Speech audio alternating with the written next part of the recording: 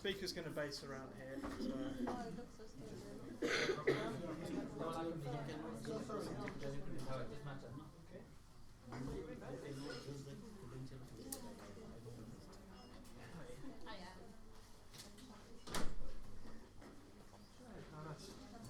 That's nice and cozy. My name is Doug Knott. I am the ILIG chair, and this is my first formal engagement as ILIG chair. So, welcome to this informal. It's nice to have such a good turnout. I have to apologise, firstly to my speaker because I've let her down already, and secondly to all of you. I have everything apart from the vital cord, so we can't actually transmit Johanna's presentation onto the board here. So I've set her up a little bit. She's going to, so be very gentle with her. She's been geared up for a presentation. She's now going to be working a little bit from memory on this. So please be gentle. So as I said, my name is Doug. This is an ILIG informal. I think some of you have already been to an ILIG informal, so you're old hands at this. If you haven't, the general settings, and normally we'd be started by now. Apologise for late start, that's my technical issues. Johanna's going to speak to us about her experiences for as long as she likes. Bye.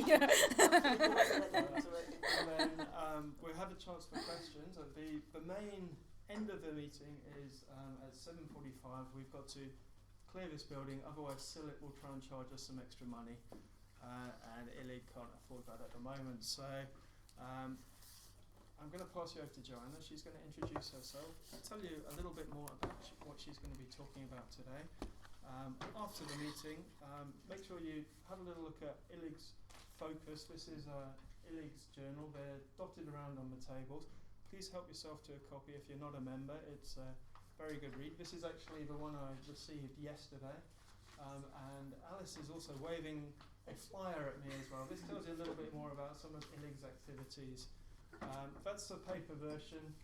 We do a lot of electronic stuff. We're on Facebook, we have ILIG list, we're on Twitter, and I'm trying to get us started on LinkedIn as well. So paper versions are there, but the paper will tell you about how to keep in touch with us on the web.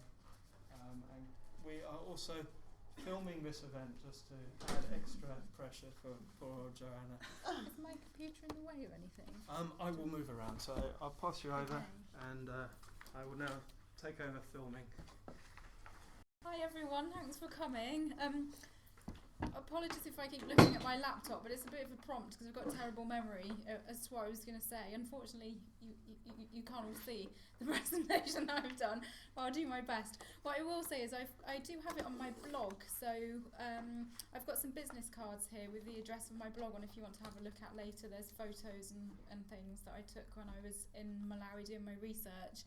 I was also going to show you a kind of video montage of some of the photos I took and a sound recording that I recorded at the school when I was there, which unfortunately you can't see either, but I'll leave it playing on my laptop at the end if you want to have a look. Do if you can. It's really stunning, the place that I went to, and it kind of sets a context of where I did my research, so sorry I can't show it you now. So I'm Johanna Anderson, and I'm a subject librarian at the University of Gloucestershire. For my Masters in 2008, I went to Malawi and did some research at a primary school library there, which was one of the most amazing things I've ever done. It was fantastic. I learned such a lot. I submitted my dissertation in 2010, so it's been a few years since I did the research, so it's been quite nice going back over the experiences that I had there and digging all the photos out. So feel free to ask me questions at the end. I'll do my best to answer them. But again, on my business cards and my email address and stuff, if you want further information afterwards, do contact me. So I'm going to pretend that I'm doing the presentation through this so I can remember what I was going to say. It's all whizzy and anyway, we won't cry about that. So my dissertation was called Library Aid to Developing Countries, and it was a case study into how a Western literary library model integrated into a sub-Saharan oral culture within the Malawian education system. As I said, in 2008 I went to Chembe village, where I interviewed teachers and a library assistant at a school that had been donated a library by a NGO, a non-governmental organisation based in Bristol. Can everybody hear? Can you hear me at the back? Yeah. That was based in Bristol. Some pictures you can't go on. For those of you, it's amazed me how many people have asked me if Malawi is in Malaysia. For those of you who don't know, I'm sure you do. Forgive me if I'm patronising you, just in case. It's in East Africa. I've had so many people saying, "Where was that then? Was that Malaysia?" No. So, to provide a bit of background, Malawi abolished primary school education fees in 1994. It's landlocked and has few natural resources, and is one of the least developed countries in the world. It used to be an English protectorate, and its official language is English, although the population predominantly speaks the local language Chichewa as a first language. I feel a bit funny pressing these buttons when you can't see it, but it does aid my memory.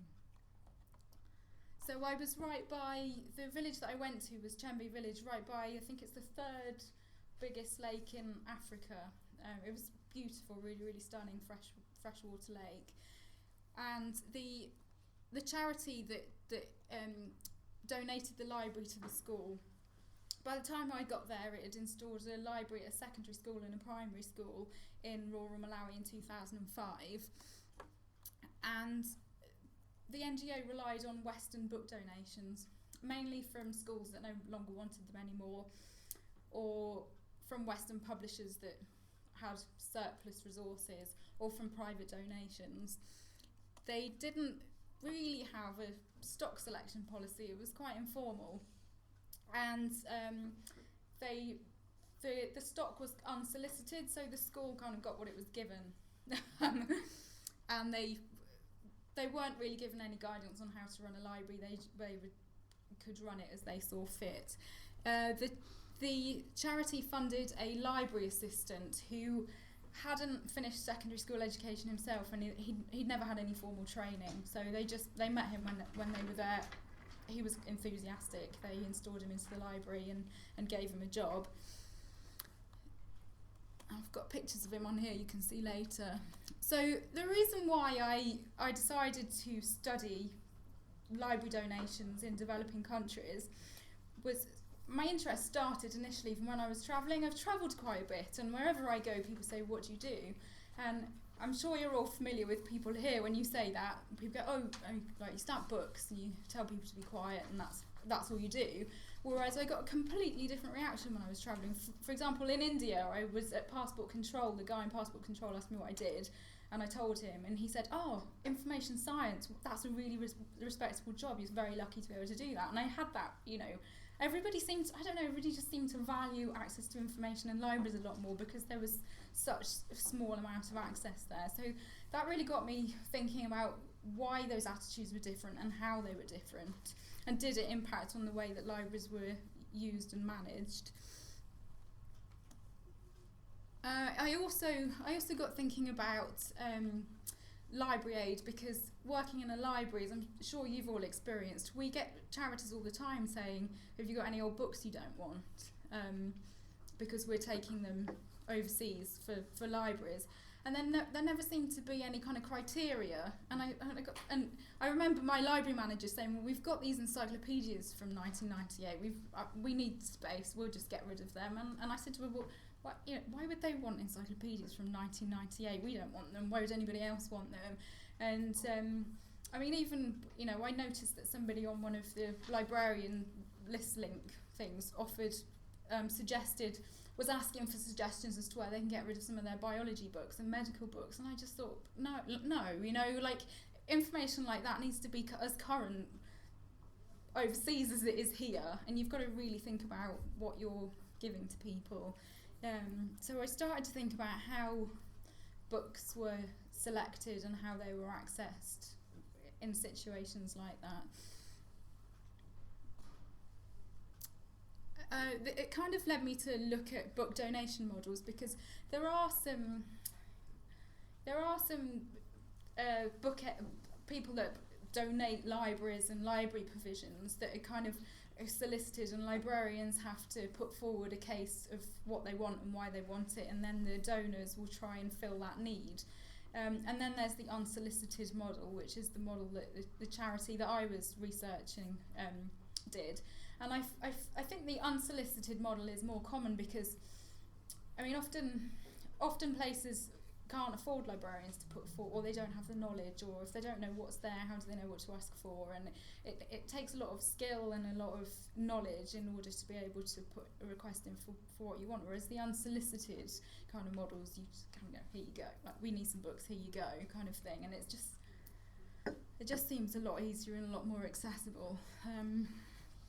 So it just seems really widespread. It's amazing how many organisations actually do that. But yeah, anyway, I'll talk about the problems with that in a minute.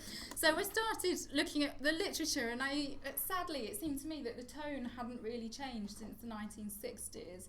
It was still, the arguments were still very much the same. I mean, books were being kind of dumped in places that weren't relevant, and commentators were asking if they were, do people in Africa want to read Western books? Are they relevant? This kind of thing. But it was all very kind of desk-based research. Nobody had gone and asked the people that were using the libraries.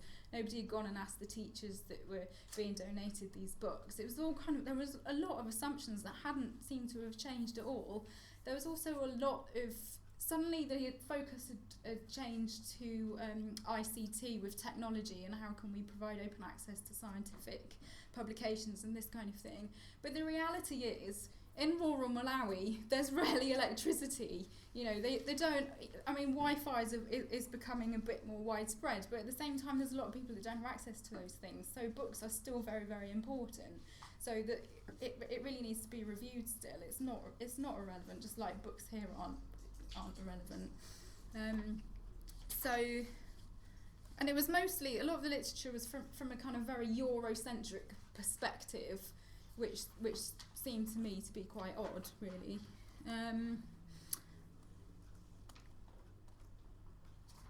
So there were very kind of real concerns that information services were just based on assumptions and not on actual need.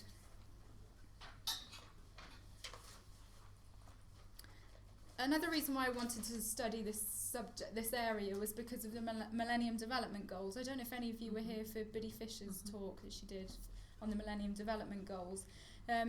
For those of you that don't know, there were some goals that were agreed on internationally to provide kind of goals for developing countries to improve lives of those in poverty. I did have there's 8 of them.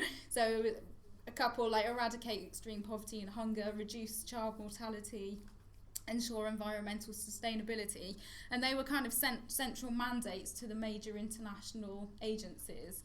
And the one that I was particularly interested in was one to achieve universal primary education, which Malawi had already abolished education fees on the face of it in 1994 before these goals came in, but other countries hadn't.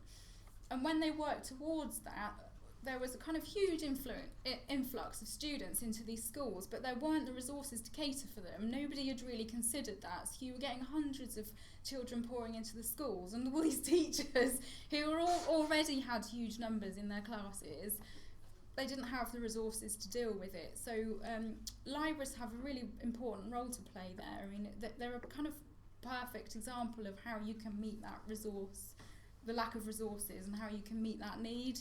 So I thought it was really important time to look at what was happening with libraries in international development. Education and literacy are seen to be critical to tackling poverty.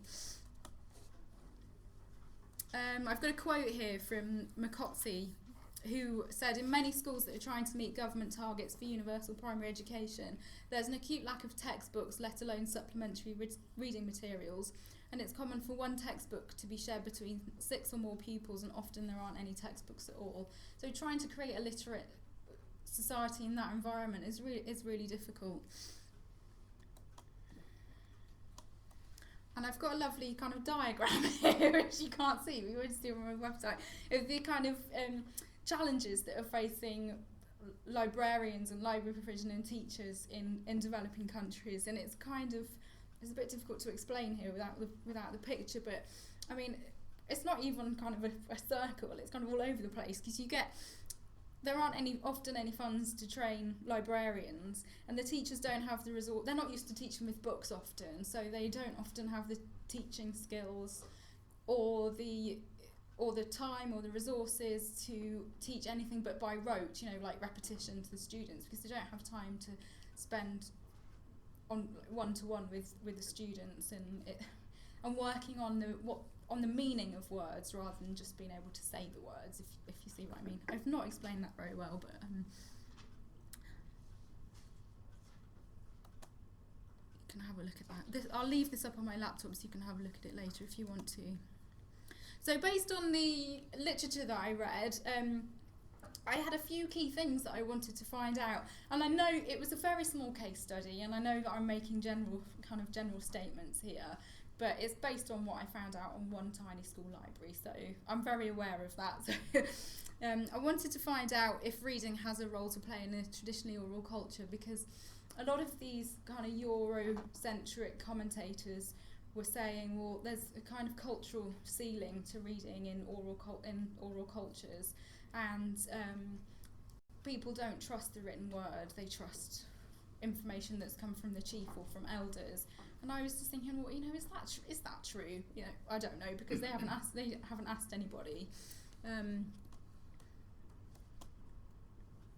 that tone, that people have been saying that since the 60s, so I thought, well, I don't know if that's the case, but Sturgis and Neal said that both the content of the books and the solitude required to read them conflict with traditional values, making them at once less comprehensible and less accessible.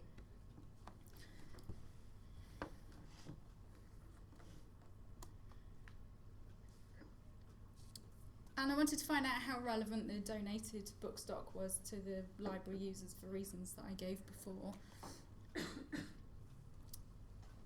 I also wanted to, part of the reason why I wanted to find that out is because, as I said, the main language in Malawi is Chichewa, and the children are taught in Chichewa until the ages of 9 or 10, and then they're taught everything in English, which is essentially a foreign language. I had hoped to do some research with the children there, but I kind of had to abandon it because the levels of English in the children there I needed more time, and I needed to do a PhD on the subject. Really, it wasn't feasible in the masters that I was doing. And then they're not allowed to use the library until they are being taught English. So they go and look at the books, and essentially they're being given books in what to them is a foreign language. So even if the books were relevant, how do they access that information that's within them? So many complications. There was a big study of English speaking and English understanding that Williams did in 1998 that it was about bilingual literacy and teaching practices in Malawi and Zambia, and it kind of revealed that students didn't read English well enough to be able to use it to learn in other subjects. So a lot of the teachers that I interviewed, we had trouble communicating because they didn't speak very good English either.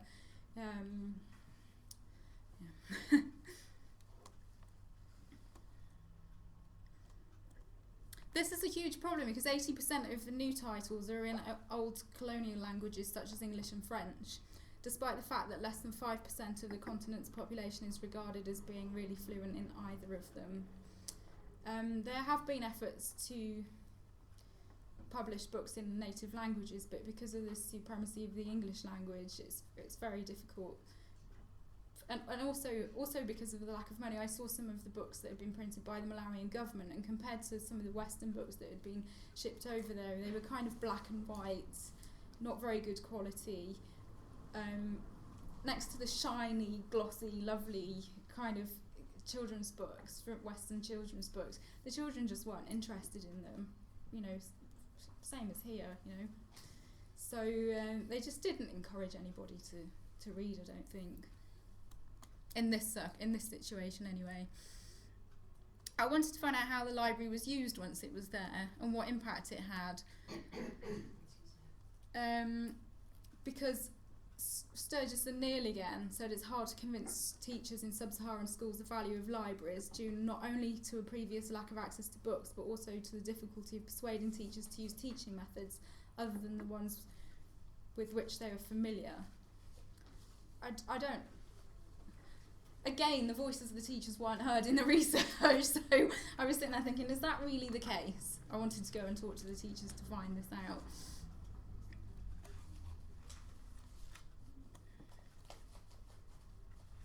So reading development, as I'm sure you all know, fosters a reading habit by developing positive attitudes towards reading.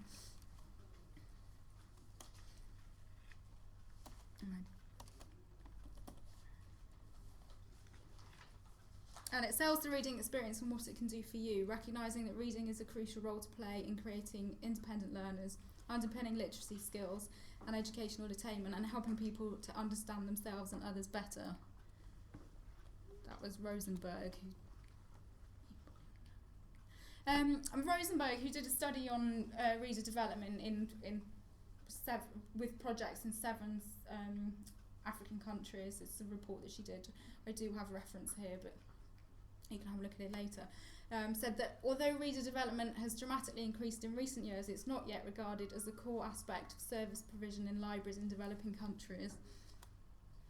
Basically, it's more than... It takes more than just taking a load of our old books and putting them on a shelf in a school in Malawi. That's not going to develop a reading culture or improve anybody's literacy standards. So what I found out was that the data that I collected contradicted a lot of the research that I'd read, or the commentary that people had written, the opinion pieces that people had written.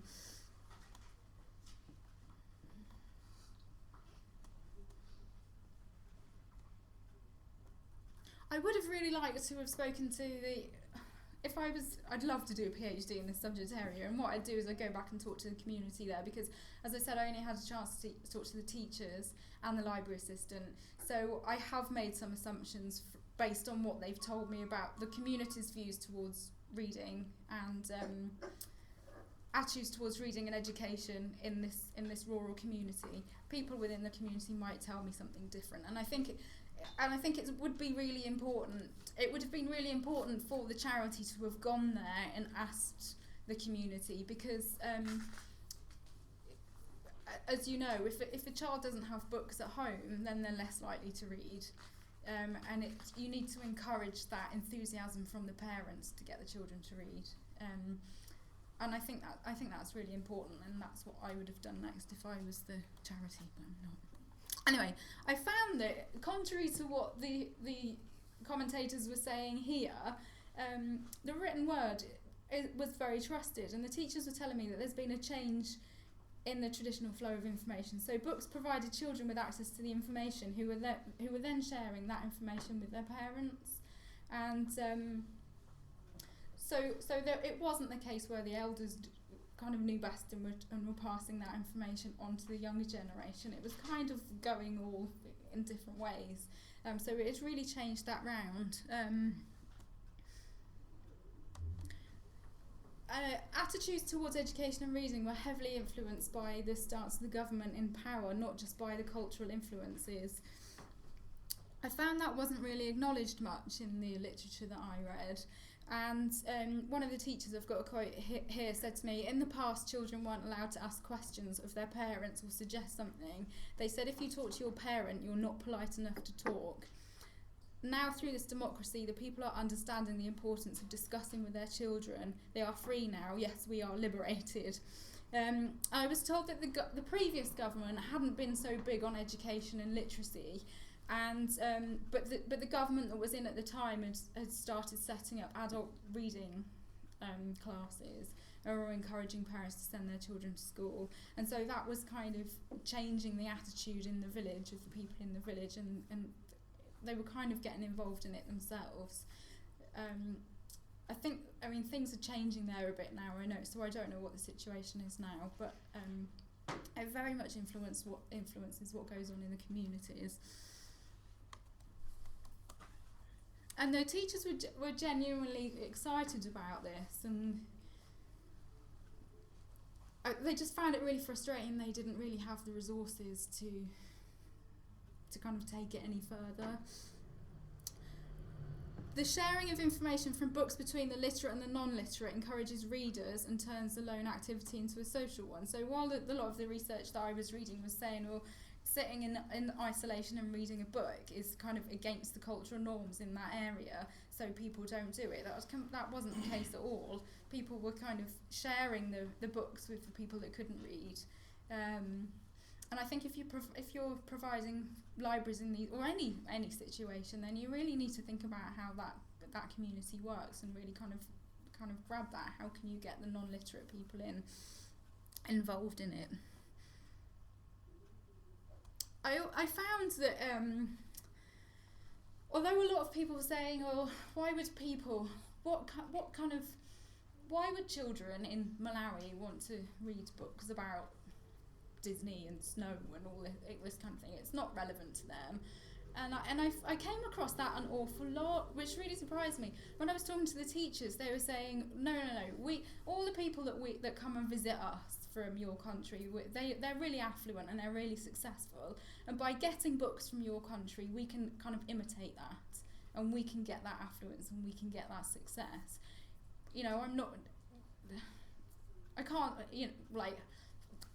That's very complicated. I mean, I don't think imitation is the best way to go, but that's the way that they saw the books, and that's why they wanted them. So that was an aspect that I hadn't really thought about before until I went there and spoke to them about it. And also a lot of people saying to me, well, we don't have the means to travel like you do, so we don't know what goes on outside this village or outside Malawi, and that's one way that we can find out.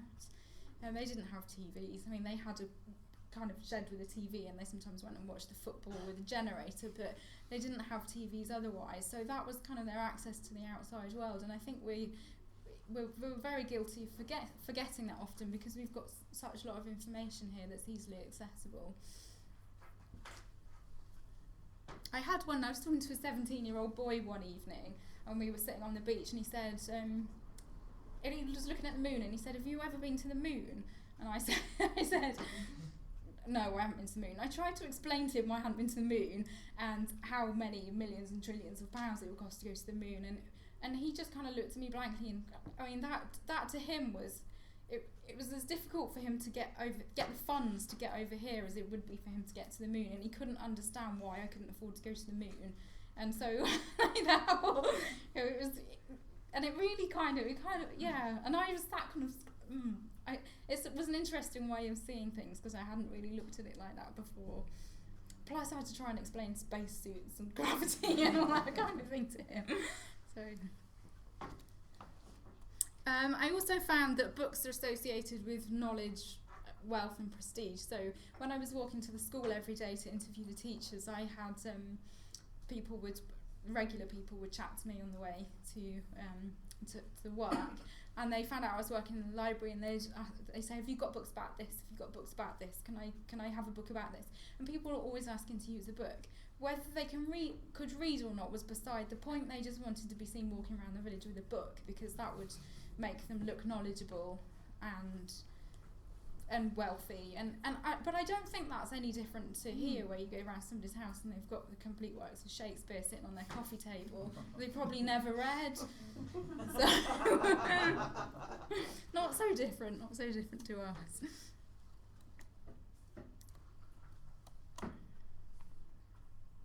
I also asked about the library usage, which I found really interesting. The teachers didn't take the library books into the classroom, but on the whole, they used the books to glean the knowledge from the books and then repeat it to the students in the classroom. However, they had huge expectations that the library would be used for independent learning. They almost saw it as a substitute teacher. This was because the library could take about 10 students at a time, and some of these teachers had classes that were as big as 100. So they couldn't take the class. They couldn't take the class to the library, and they couldn't really. They were very worried about the books getting stolen as well. It was very much kind of, we've got so few books, and whether they're relevant or not, we're really proud of them, and we've got to try and shield them. And they'd only let children of a certain age go into the library, and so they kind of had this conflicting thing. They wanted the children to access the books, but still wanted to protect them. And they wanted the children to access the books, but it was just really impractical. So they took that knowledge and took it into the classroom. And they didn't have the time to spend one-to-one with the students. So they didn't have the chance to find out if the students had understood what they'd been taught. And so they were saying to me, if students have particular problems with their learning, then they can go to the library. We tell them to go to the library and they can find it out for themselves. Bearing in mind these children couldn't really speak English, the books were in English, their levels of literacy was really low, and the library assistant, although he was fantastic and very enthusiastic, hadn't had any training, he hadn't completed secondary school education himself. So he had these massive expectations of the library, but they weren't it wasn't fulfilling that need at all. So that was quite, it was quite complex. I mean, one of the teachers said to me, children understand by seeing, touching and feeling. This library has really helped the school. We had not enough materials from the government, so some of the children have never seen a book or taken a book to read, just reading or hearing the teacher. So in having the library, they go into the library, they take a book, they see the picture, they read the words. In so doing, they add more knowledge to what they've been taught in class. So the people that wrote the literature that I'd been reading said that teachers don't recognise the importance of libraries or the importance of books, or they're kind of very used to teaching rote rather than and adapting they don't want to adapt their teaching styles in order to incorporate books. That wasn't the case. They understand the importance of books and libraries, and they really want to use them. And I think they kind of had false ideas of what the library was actually achieving, because what this lady was saying to me wasn't actually the case, but she desperately wanted it to be the case.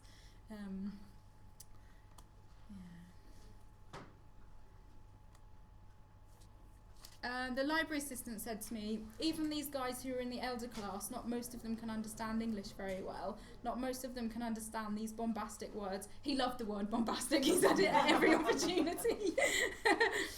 that are in the books, and so they always come and ask me. The library assistant did a lot of the work with the children and the teachers, and he'd go to the teachers and he'd say, I've got a book on this, this and this, and the teachers would say, well, that's what I'm talking about in class. I'll come and have a look at the book, and they get the information and they go back to the classroom. Or he'd go to the students and say, come and have a look at in the library, I've got books on, And so he was promoting the library an awful lot, but because it was so small, it was very difficult for him. He really needed some help to take that forward, I think, and he was kind of left to do his own thing. He kept a log of, he kept a report for the charity every month where he'd say what he was doing, and he photocopied it all and gave it to me, and it was just wonderful, all of the things that he was planning. And he did competitions for the children, and he'd get them to, because he recognised that they could repeat words but they couldn't explain what the word meant, and so he was trying to get them to explain what words meant, and he'd give them prizes and things, and I think that was really great, but it was just really difficult for him to kind of implement that properly and have the resources in order to do that.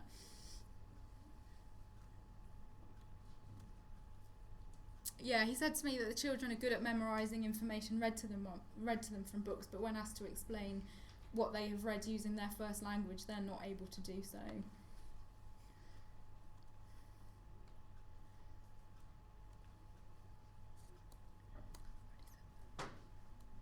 Yeah, there's this library was really the only source of reading materials in the village, and secondary school students, school leavers, community members requested to use the library and would go in there, but and they kind of they kept, when I said, what do you think the library needs, the teachers kept saying, we need some more secondary school level books, partly because they wanted to improve their own education, and give the community and to give the school leavers access to the information, but you couldn't possibly cater for that it was trying to serve too many masters, but wasn't serving anybody particularly well fully anywhere. So it was that kind of push-pull kind of thing. We want secondary school textbooks, but you're a primary school with it, that doesn't serve the needs of the students that you have. But you can see why that's what they wanted, because the teachers didn't have access to books either, so they wanted to go and read and develop their knowledge. Reader development didn't happen at all, apart from the projects that I told you about the library assistant doing. The charity didn't see that as important. They just thought, they're very much focused on, well, we've got too much stuff that we're throwing away in this country and they've got nothing, so we resolve the problem by taking all the too much stuff that we don't want anymore, and we'll go and dump it there and they'll be really grateful and it will be great.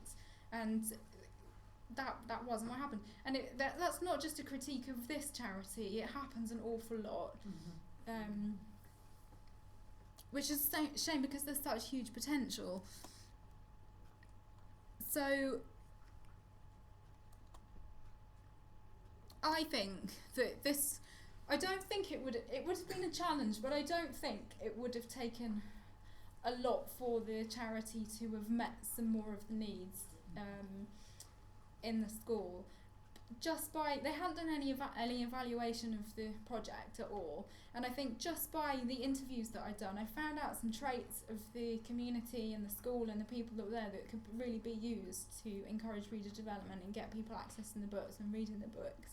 And I think traits of the community needed to be utilised to engage everyone in reading and involve non-literate community members. So it's been really important that this is done at local level and involves needs-based analysis and community participation. So the things that I learned about the community that could have kind of encouraged a reading habit and got people into the library and encourage people to access the books was, I mean, to be seen with a book gives somebody prestige. How can this be harnessed and nurtured? So contrary to what people were saying, well, you know, people in this rural community with this oral culture aren't interested in books. That's not the case. It wasn't the case at all. So how can you utilise that? People were desperate to access the books. There's so many different ways that they could have done that.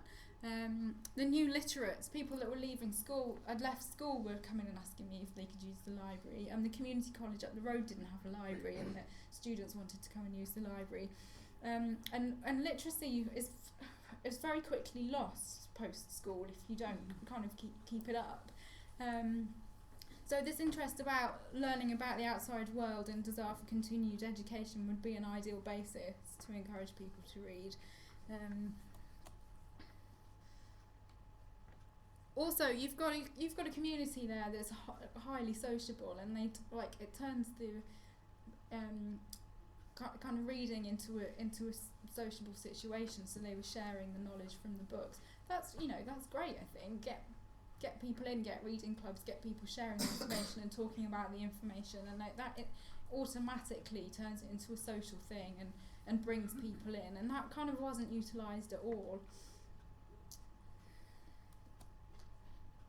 I mean, there was I can't remember where it was, but there was a project that Rosenberg reported on where mothers were taken to kind of like a storytelling camp, and they had children's books, just pictures, and the mothers couldn't read, they were non-literate, and they were getting the mothers to just look at the pictures and make up a story from the pictures, and they could associate that with a storytelling culture, and so they became comfortable with the books, whereas before they were quite intimidated by the books and said, well, we can't read, they're no use to us. And it kind of got them and the children involved in that whole storytelling thing and got everybody in there. So you can use things like that to get people in and get people using the books. So so the future for the library in Malawi, I think that the charity stopped taking donated books there, and they had different plans. They were still very much focused on the recycling thing, so sadly I don't think they learned very much from my research, but that's another story. One of the teachers said to me, I think in Malawi it's the song of the government. They decide that in every part and every learning area there must be a librarian. But the libraries must grow because it's a matter of encouraging a child to read. Now a library is most important to our lifespan, our learning, really. This is a very serious matter. But how do we get there? As I said, no librarians, teachers, education development experts were employed by the NGO featured in this study. I went there, I did some research for free, which is quite rare for, like charities. I guess a lot of people go and do research for charities, but often you have to pay somebody to do it. So I went there, I'll do it for free. I'll do evaluation that you've never had done before, so you can learn a bit about the community and about the library and the people that you're serving. And they weren't really interested. I mean, they were very good. They let me go along and they were quite accommodating, but it was almost in a, I don't know, they just weren't really, and I'm a new librarian, so I'm pretty inexperienced myself, but I think I had something to offer, and they couldn't see the value of that, I don't think, and I think that's endemic often in charities that provide this kind of service. They just think, well, we're just dump books there, books on shelves, it's a library, it's fine.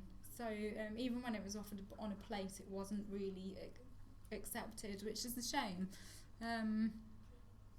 It's a false economy, massive false economy, because it costs thousands of pounds to ship those massive crates of books, and the infrastructure, the travel infrastructure is so poor. Getting the books to these rural areas is very strategically difficult, and it's a complete waste if the books are irrelevant or they're not being used, they're not being utilised properly, or they're not serving the community or the stakeholders